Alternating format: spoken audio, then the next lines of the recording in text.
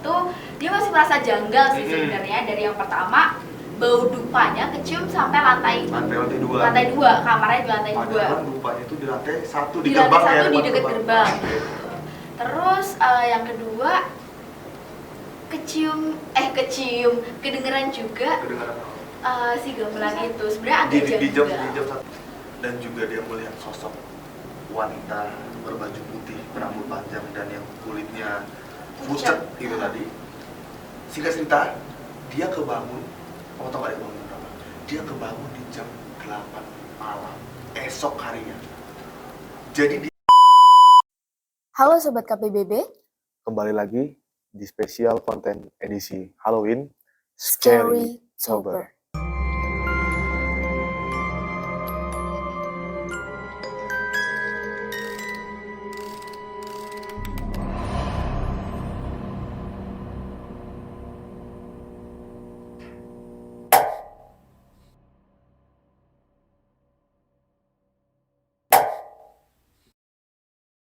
Halo Sobat KPBB, bertemu bersama aku Tata. Dan aku Dito. Dan di acara kali ini kita akan menceritakan beberapa cerita horor dari para mahasiswa Atmajaya Yogyakarta yang sudah kita kurasi dan kita pilih untuk kalian semuanya yang ada di rumah. Cerita kali ini datang dari teman kita yang bernama Bagas, salah satu mahasiswa Atmajaya, yang dimana dia akan menceritakan tentang pengalaman dia kos di daerah. Bagas itu adalah salah satu mahasiswa angkatan 2020 ya. 2020. Ya, jadi angkatan aku gitu. Nah, dia itu pernah kos di dan kos ini kebetulan mengandung unsur etnis. Etnis gitu. mana nih kalau boleh tahu? Etnis Bali. Wow, etnis Bali. Baik. Nah, jadi karena kosan ini tuh ada unsur-unsur Balinya gitu, dia namakan kosan itu kosan Bali. Karena ada unsur etnis Balinya. Iya, dan itu benar-benar kata dia itu dari bangunannya, arsitekturnya itu benar-benar kayak rumah di Bali. Jadi di sana juga ada pura kecilnya gitu yang untuk beribadah si pemilik rumah, karena pemilik rumahnya itu juga asli dari Bali. Berarti kurang lebih untuk arsitekturnya ada patung-patung juga seperti itu. Iya, ada patung-patung, ada juga pura kecil gitu. Terus juga kebetulan si pemiliknya ini tuh sering beribadah, jadi banyak sajen-sajen juga dupa. Dan dupa yang untuk sebagai sarana ibadah. Iya, sebagai sarana ibadahnya gitu. Makanya di sana itu Bagas merasa bahwa kosannya itu kental banget nih adat Balinya gitu. Nah, backstory dia juga kos di situ waktu COVID. Pada saat masa COVID yang dimana kita juga tahu pada saat masa COVID itu beneran sepi. Karena juga mahasiswa sedang ada di daerahnya masing-masing karena perkuliahan juga dilaksanakan secara daring, secara online seperti itu. Dan pada saat awal dia ngekos, kalau nggak salah cuma ada 3 orang, cuma ada 3 kamar yang terisi pada saat itu. Ada 3 kamar. Terus juga Bagas itu posisinya karena di sana sepi, cuma 3 orang gitu. Dia tuh ke Jogja ya, emang pengen ke Jogja aja ya. Dia tuh aslinya dari Kalimantan. Dia juga pengen cari suasana baru, makanya dapet nih kos yang harganya pas di kantong, terus juga kamarnya tuh luas tuh.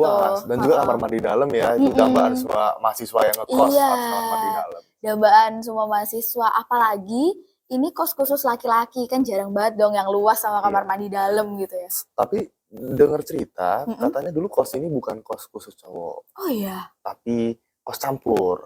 Nah, kenapa diubah menjadi khusus laki-laki? Nah, ini yang bakal kita ceritain nih. Oke, karena ada backstory-nya lagi. Gitu. Kenapa sih kok bisa cuma jadi kos laki-laki doang? Padahal dulu kosan campur.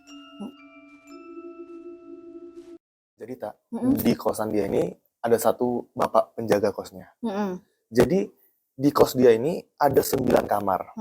Tapi yang terisi cuma 3. Dan bapak kos ini juga jarang ada di kosan tersebut. Karena kebetulan bapak kosnya bekerja di Magelang. Jadi ya cuman sesekali lah, jarang cuma sesekali datang ke kos. Dan juga karena kebetulan Bagas ini dia kuliahnya masih online, dia keseringan menghabiskan waktu itu di kos, sementara 2 penghuni yang lain itu kan sedang bekerja. Iya, Jadi mereka udah kerja gitu ya. iya, nah jadi notabene dia tuh seringan sendirilah di kosan tersebut seperti itu. Nah pada satu malam dia pergilah untuk mencari Hiburan. karena juga mungkin kesepian, suntuk ya gitu. Dan dia tuh pulang sampai larut malam. Biasa nih teman-teman anak-anak muda gitu kan, kalau udah nongkrong sampai lupa waktu. Iya. Nggak tahu tuh kalau udah jam 12 malam, tengah malam sampai nggak sadar, saking asiknya. Saking asiknya nongkrong. Ini nongkrong sama siapa ya, Covid ya? Ya mungkin kan teman-teman yang ada di Jogja, teman kuliah yang ada di Jogja, seperti itu. Oke. Terus dia pulang malam jam 12 malam itu dia masuk kos tuh teman-teman. Dia masuk kos, masuk gerbang, ternyata daerah kosnya ini lampunya tuh masih padam gitu loh. Ya si kosannya sendiri itu lampu teras, lampu dalam gitu tuh semuanya tuh mati. Semua gelap gitu. Gelap gitu terus notabene anak baru ya, dia nggak tahu tuh saklarnya di mana. Dia cari-cari dulu saklar. Nih saklar mana nih saklar gitu. Nggak nemu-nemu. Akhirnya dia inisiatif telepon si bapak kos gitu, tanya saklarnya di mana gitu kan. Sambil cari-cari, dia pakai flashlight HP gitu. Oh, berarti dia nyenterin gitu ya, nyari di mana saklarnya. Nyari di mana nih, atas nggak ada, bawah nggak ada gitu kan. Masih sambil cari-cari, tengah malam ya. Jam 12 malam lewat nih. Itu dia kok nyium ada bau-bau dupa gitu. Tapi dia positive thinking sih anaknya, jadi kayak mikir, oh kan kosnya bernuansa Bali, ada juga gitu. sering dipasang dupa. Iya, sering ada sajen dan dupa, jadi dia kayak masih, oh ya udah gitu kan, lah, oke. Mana soalnya gini, denahnya itu di deket gerbang kosnya itu tuh ada semacam pura yang buat naruh sajen gitu. Itu biasanya ada dupa juga di situ, tapi di deket gerbang. Diingat-ingat di deket gerbang. Gitu. Oke, baik. Nah, dia nyium kan, oh ya udahlah, orang itu dia baru di depan rumah juga, masih deket lah sama gerbang gitu. Dia wajar. Terus akhirnya singkat cerita, dia nemuin tuh si saklarnya gitu. Akhirnya dia cetek, nyala semua, terang semua. Terus akhirnya ya udah dia naik masuk ke kamarnya, karena kamarnya di lantai 2. Oke, di lantai 2. Nah tapi Bagas menceritakan pada saat dia mencari lampu tersebut, saklar lampu tersebut, dia mencium ya itu tadi yang wangi-wangi tadi itu. Tapi ketika dia sampai naik ke atas juga itu tetap kecium aroma wangi tadi. Tapi dia nggak ambil pusing, dia ya memang orangnya positif aja lah gitu. Dia masuk ke kamar, udah capek, dia langsung beres-beres, mandi dan lain sebagainya. Oke, nah tapi setelah dia selesai mandi, ya biasa nih anak muda, dia lagi sleep call bareng dia sama gebetannya, gitu bareng gebetannya. Tata BTW sering sleep call nggak sih? Karena kebetulan ada ya. Ada ya pasti dong ya. Iya. Kalau Dito gimana? Ya kebetulan lagi jomblo mbak. Lagi jomblo mbak, jadinya udah. Atau biasanya telepon temennya ya suka ya? Teman-teman aja gangguin teman-teman gitu. Oke, singkat cerita setelah dia tuh sekitar nelepon gebetannya tadi, sleep call tuh sampai jam 1 malam. Nah tiba-tiba pada saat jam 1 malam dia mendengar suara gamelan. Tapi dia tetap positive thinking ya, Bagas orang positive thinking. Positive thinking banget. Ini perlu kita contoh ya. Sangat positive thinking, dia nggak mikir kemana-mana karena ternyata di belakang kosan dia ada pendopo yang sering dipakai untuk latihan gamelan. Tapi dia juga sempat mikir gini, udah jam 1 malam siapa yang main gamelan ya? Iya. Tapi dia kayak, udahlah, ya karena memang Bagas tadi orangnya positif banget ya gitu. Jadi kayak, oh ya udah, mungkin memang baru slow-nya jam segitu kali ya, jadi latihan gamelan. Jam 1 malam, oke. Ya udah sih, singkat cerita terus dia denger itu, dia masih merasa janggal sih sebenarnya. Dari yang pertama, bau dupanya kecium sampai lantai 2. Lantai 2, kamarnya di lantai 2. Padahal dupanya itu di lantai 1 di gerbang ya, di dekat gerbang gitu. Terus yang kedua, kedengeran juga. Si gamelan itu sebenarnya agak janggal. Di jam 1 malam. Sebenarnya agak janggal. Janggal. Tapi ya dia tuh pernah denger kayak gitu nggak sih? Kalau aku Pernah, Heeh. tapi pas lagi di keraton sih memang. Pas lagi di keraton. Aduh. Memang gitu. Iya. Lanjut cerita ya toh. Tadi setelah dia itu sleep call. Setelah sleep call ceritanya. Dengar suara gamelan dan dia masih positive thinking yaitu. Ya, karena Bagas ini orangnya sangat positif. Thinking. Dia kok ngerasa di bagian punggung sama telinga belakang sini itu panas banget. Wow. Padahal kalau malam hari Iya. itu Harusnya dingin ya. Iya. Kalau siang ya wajar panas. Ya, panas gitu. Nah, tapi lucunya kakinya dia itu rasanya dingin. Wah, jadi telinga, punggung, tubuh bagian atas itu panas, tapi kaki dingin. Kakinya dingin. Wow. Dan dia posisi tidurnya itu tengkurap. Oke, tengkurap. Baik. Tengkurap. Nah kan dia habis sleep call, habis dengar suara gamelan kayak dia begini amat nih hidup gitu kan. Terus kok udah denger gini, tapi dia capek lah, udahlah. Udah nggak pikir pusing kemana-kemana, udah yang penting aku mau istirahat, udah capek, udah langsung tidur. Udah langsung tidur. Dia ketiduran sih sebenarnya. Dia ketiduran terus di saat punggung sama punggungnya panas, kakinya dingin itu. Iya. Dia tidur. ketiduran. Dengan tidur posisinya tadi tengkurap. Tuh. Nah, di posisi tengkurap itu dia kebangun. Tengah malam dia kebangun.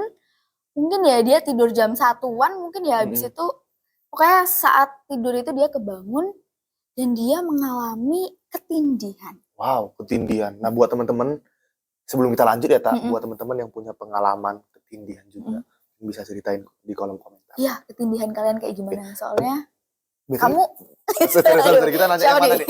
Iya, Tata dulu, Tata. Kalau Tata punya pengalaman ketindihan juga. Ketindihan. Aku pernah sih, sebenarnya belum lama ini, masih di semester 7 inilah. Ketindihan, ya nggak bisa bangun, bener-bener di kasur cuman gini.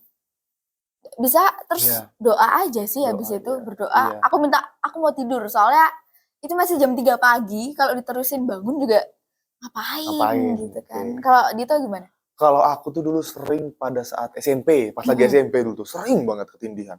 Sering, 1 minggu tuh mau 3 kali ketindihan.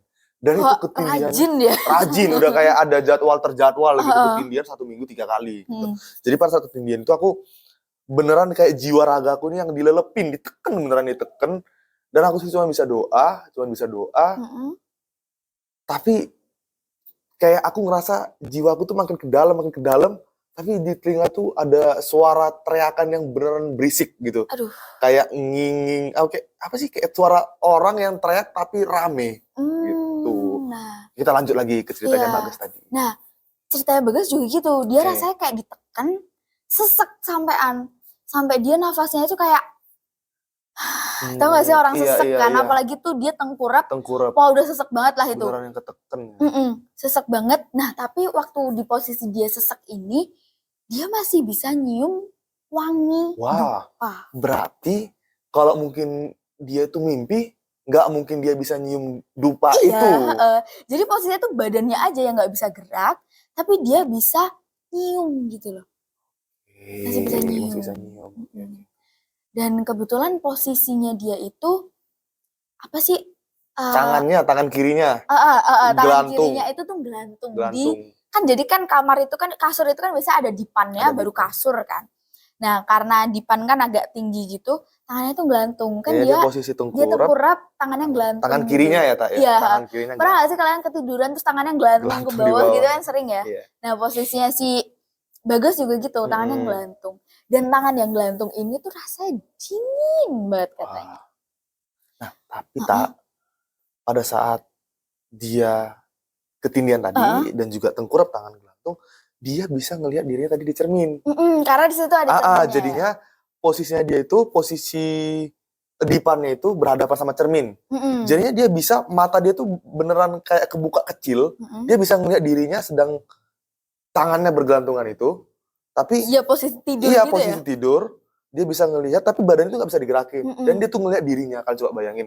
Kalian sadar, secara jiwa kalian sadar, tapi badan kalian sama sekali nggak bisa digerakin. Dan kalian ngelihat diri kalian sendiri di cermin. Di cermin. Jadi bisa ngelihat, bisa nyium aroma dupa masih terus kecium, sesek, tapi bisa ngelihat diri kalian di cermin juga, jadi kayak nggak berdaya gitu loh rasanya. Iya. Dan kalian itu dengan secara sadar kalian ngeliat diri kalian gitu di cermin.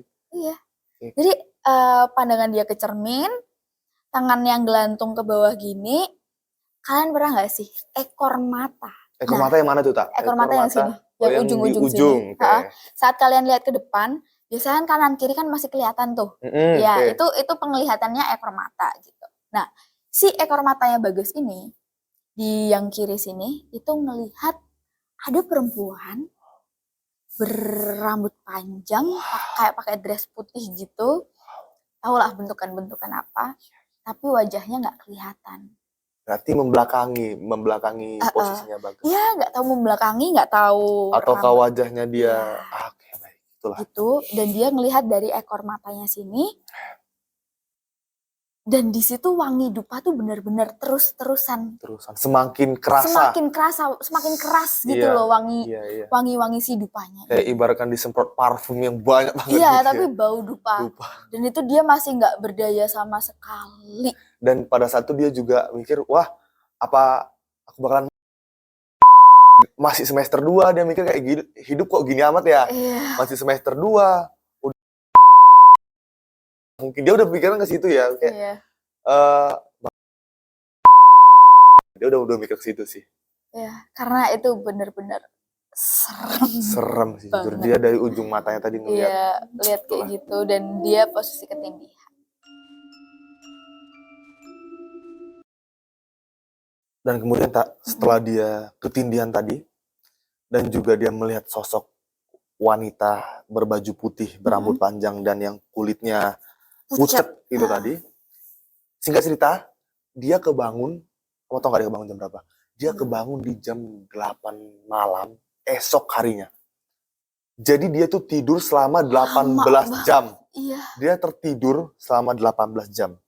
Nah, ketika dia terbangun di jam 8 malam esok harinya, dia masih belum yakin. Dia mikir, ini mimpi nih, gak mungkin aku tidur selama 18 jam. Tapi dia cek di WhatsApp-nya bahwa benar dia yang nongkrong kemarin itu beneran kemarin. Yang dia pulang nongkrong tadi, dan dia memastikan tuh dia itu benar. Dan beneran dia tuh tertidur selama 18 jam. Nah, dia terbangun di jam 8 malam, dia udah kelaparan, dia nyari makan. Setelah dia nyari makan, dia pulang ke kosnya lagi, dan kemudian dia tidur lagi jam 10 malam. Dia tuh bawaannya kayak kebo, kayak bayi yang kebo banget gitu kan. Dia kayak bawaannya mau tidur mulu gitu. Dia tertidur. Itu dia sendiri ya yang bilangnya. Ya itu dia sendiri, itu Bagas sendiri yang bilang kalau dia tuh ketiduran dia kayak kebo. Jam 8, dia setelah tidur 18 jam, dia kebangun di jam 8 malam, tidur lagi tuh jam 10. Oke, singkat cerita, dia tidur tuh nggak ada terjadi apa-apa, aman semuanya aman aja. Dia kebangun di jam 6 pagi untuk kuliah online. Sesi 1 dan sesi 2. Mungkin teman-teman mahasiswa Atmajaya tahu nih, sesi 1 tuh jam 7. Relate banget pasti. Jam 7 dia harus prepare di depan kamera dengan mungkin ada beberapa Bapak Ibu dosen yang harus on cam seperti itu. Jadi dia harus udah standby, udah harus prepare. Belum lagi kalau misalkan ada Bapak Ibu dosen yang sering manggil-manggil untuk mastiin. Iya, karena untuk mastiin kalau si mahasiswa ini beneran hadir dan merhatiin, nggak yang cuman join Teams, itu tinggal tidur lagi. Ya makanya. Ayo siapa yang suka kayak gitu? Join Teams, tidur lagi, langsung tidur, jadi tinggal tidur. Ya itu mungkin ya triknya dosen lah untuk memang mastiin bahwa mahasiswa itu tetap standby seperti itu. Dan dia lanjut di sesi 2, dia ada kuliah lagi, kuliah online. Setelah selesai sesi 2, kuliah online, dia keluar kamar, dia ke balkon untuk nyebat tipis-tipis, dan kemudian bapak kosnya datang. Mereka cerita lah, bapak kosnya nanya basa-basi lah, misalkan kayak pertanyaan-pertanyaan basic lah, asalnya di mana Mas? Dari mana? Ternyata Bagas jawab, oh saya dari Kalimantan Pak, dan lain sebagainya. Nah, inti ceritanya ini bapak kosnya ini menceritakan bahwa kamar tersebut dahulunya dihuni oleh seorang perempuan. Oh, karena kosnya campur dulunya. Iya. Tata tahu nggak cerita kok bisa di kos tersebut ada perempuan bagaimana? Tata tahu nggak ceritanya? Mungkin bisa diceritain sama Tata nih. Teman-teman, Kenapa akhirnya kosan ini dijadikan kosan khusus laki-laki? Karena pada saat itu ada seorang penghuni perempuan yang menghuni kamarnya si Bagas ini, gitu. Dia menghuni kamarnya Bagas ini bersama pacarnya pada saat itu. Jadi dia tinggal ngekos itu bersama dengan pacarnya. Ya, si perempuan ini namanya Niwayan. Ini juga udah diberikan dengan Bagas dan juga sudah disamarkan. Namanya Niwayan. Ya, kas-kas nama-nama orang Bali gitu. Ya sebenarnya kayak Bagas nih agak nyasar mungkin ya. Harusnya ke kos Kalimantan, dia ke kos Bali gitu. Ya, tapi kan Bagas menyadari multikulturnya di Indonesia gitu kan. Keren, dia ingin mencari yang apa ya? Di luar vibes baru vibes baru. Iya, apalagi di Jogja gitu kan. Nah, si perempuan ini namanya Niwayan. Dia tinggal bersama pacarnya di kos itu karena kan kamarnya cukup luas gitu. Suatu saat ya mereka sudah lama ya tinggal di situ. Dan mereka ini posisinya di semester 8, baru skripsi kayak aku. Lagi Iya, masa-masa skripsi gitu. Dan kebetulan pacarannya mereka ini cukup toxic. Toxic relationship ya. Toxic relationship.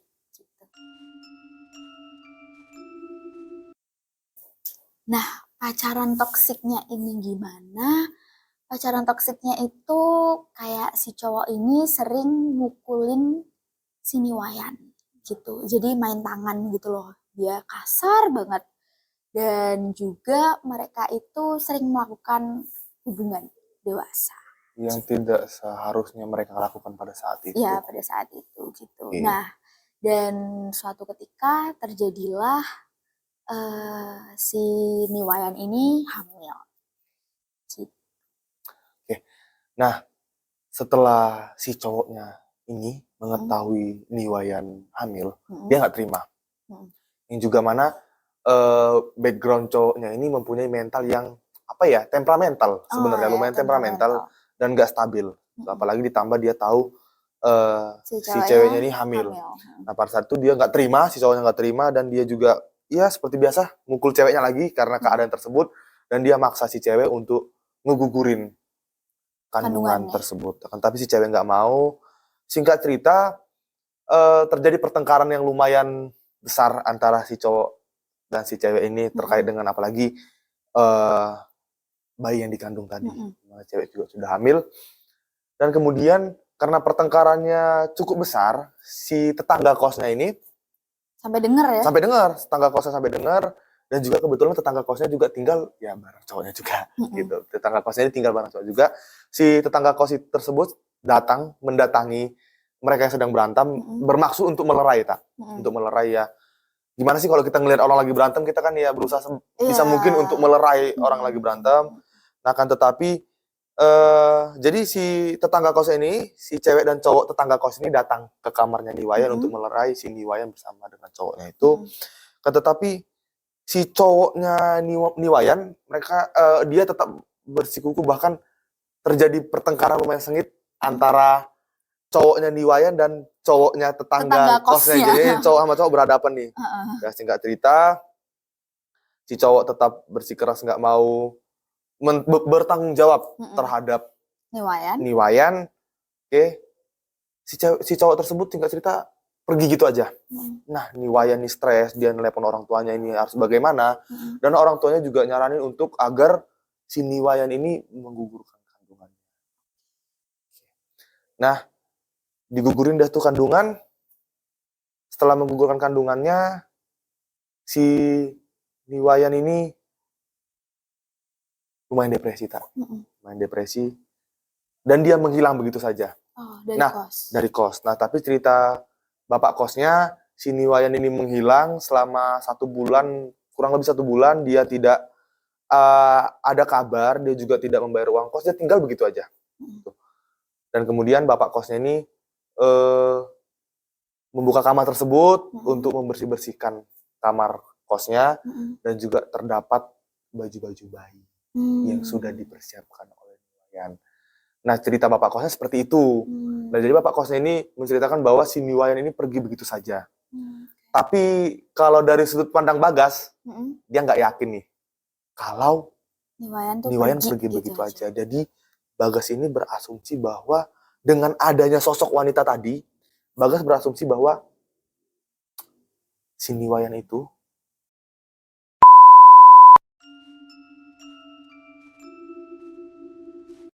Oke, jadi kenapa si Bagas itu tadi bisa kepikiran kalau misal si Niwayan ini menghilangkan nyawanya sendiri? atau bunuh diri.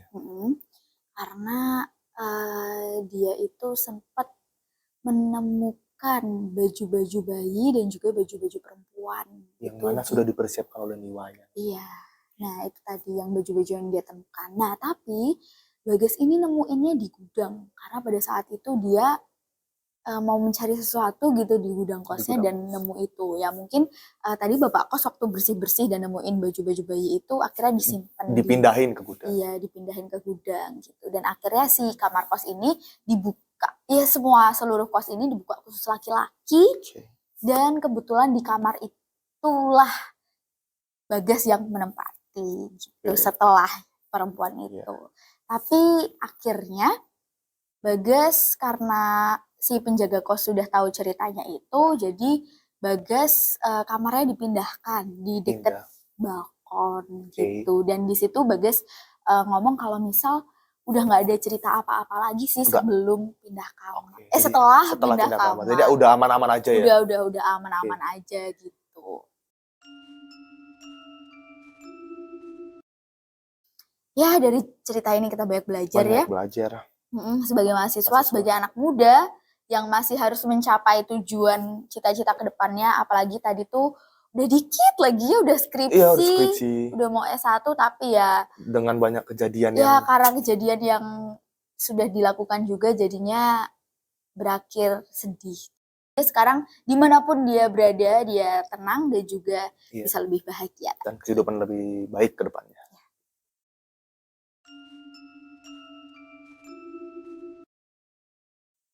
Oke, terima kasih Sobat KPBB sudah menonton cerita dari Bagas tentang kosan Bali edisi Scary Tober. Nah, buat kalian Sobat KPBB, tungguin cerita-cerita berikutnya. Iya, karena ada 2 cerita lainnya yang lebih menarik. Dan lebih seru dan lebih menyeramkan.